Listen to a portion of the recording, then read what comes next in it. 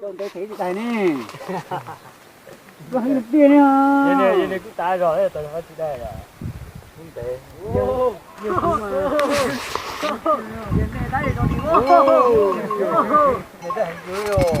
này cái này rồi chúng ta phú cũng như chúng ta là chúng ta phú là Cái làng đây đến đây. ô mà mày quay ra để cho cá là Nó biết không?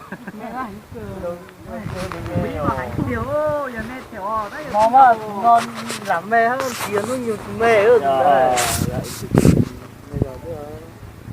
kìa mà được kìa mà Cái này là tay trầu à, cái này là chưa biết tệ hơn, cái này kia, cái này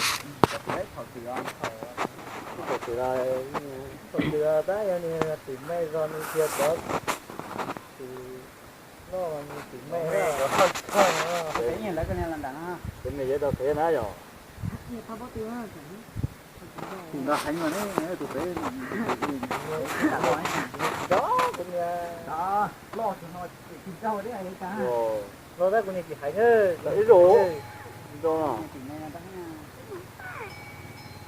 ô giờ này phải phải tàu lẻ nó đi họ cái đá lo đùa giờ này phải nói cái đá lo đùa à Cái chỗ đó thì cũng được.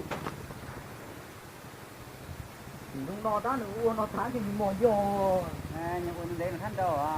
Cái gì đó à? Nô thì nô thì mà dọn đấy mà thân đâu ấy. Dạ,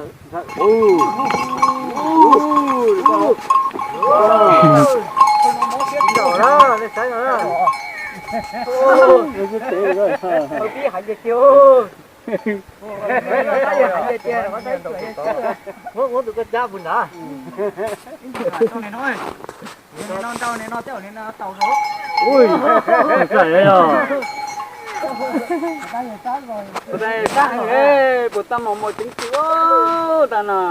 Rồi tụi tôi mê nó mình chỉ nhập từ Bột tam đồn đến theo ta. con này rồi chỉ có mình nhập có tiền đâu đấy à? Ô tao rồi cái này rồi cái tụi này. Ô tam. Tụi nó mẹ tụi nó. Ủa, Không không có. Có kia đâu có.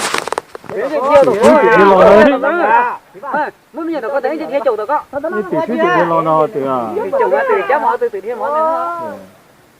Nhà chủ mà chỉ chủ ta mà được sư mà được gì thiên món này. Sư gì từ tao có cá nữa. Có sao? Thế này không muốn thế giờ. Cái lo chỉ có một cái nên mòn đâu. Mẹ Có từ bát thân mà cho bát thân cho nó nói gì cho nên sao chứ à? Cái gì cho sao? Ôi, dễ tiền. Ui, dễ tiền phong phú rồi.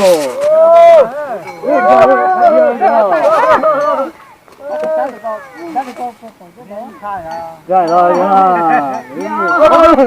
Ôi trời ơi.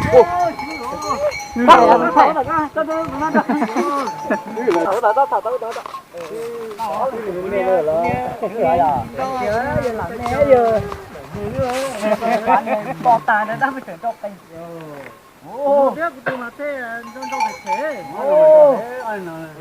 đấy là khỏi có thằng đó cũng to mà uống vào bầu tôi nhìn nó mà thằng đây cũng to tao chỉ có để cho cả tới này nói là nghe giờ thấy nghe cũng đi sao là Ô, thì nói giờ tiền lo, cứ chế lo mà phỉ vào cú là cú. nó tôi chỉ học tên nó to tàn à bột tam rồi vào tụi tôi hành chắc phơi liền.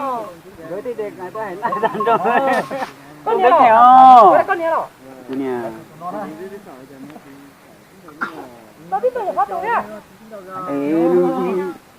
Khi tổ vào một con trâu hầu như phải mà không lùng mà lòn trâu tập bé lùng mà cũng vào có sự tật tà là tập bé lùng mà cũng hầu giờ nó bút tỉ tật tà không mà như là mùa với vào đó họ chỉ mùa con trâu tật là sao đổ nó trâu bột cho mùa nó tỉnh là cho nên hắn tông mà mong có anh xin tôi cái tí kia này anh tí kia ơi cứ là đây vào tụi nó thành nó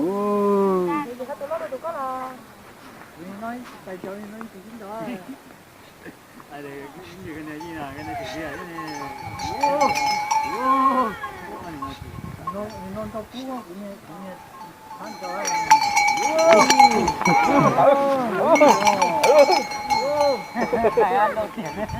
anh này nó mà nhìn đâu cả đấy anh hả nói đâu cả ấy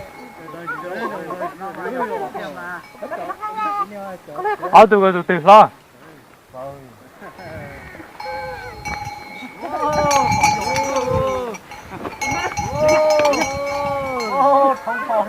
cái gì vậy anh nè